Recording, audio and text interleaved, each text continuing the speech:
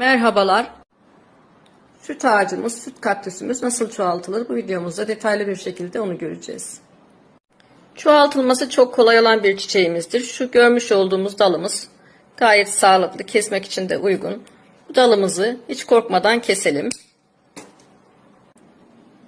Kesmiş olduğum kaktüsümü buraya ektim. Daha önce ekmiş olduğum kaktüs var burada. Bu görüyorsunuz ki yapraklarında solmalar var. Bu solmalar bunun kuruduğu anlamına gelmiyor. Sabırla tekrar bunun canlanmasını bekleyeceğiz. Bunlar benim daha önce keserek çoğaltmış olduğum kaktüslerim. Ortalama 2 ay civarında bu hale geldi. Bu da aynı şekilde 2 ay öncesinde ekmiş olduğum bir kaktüsüm. Bu daldan görüyorsunuz süt akıyor. Bu süt alerjik reaksiyonlara yol açabilecek maddeler içermekte.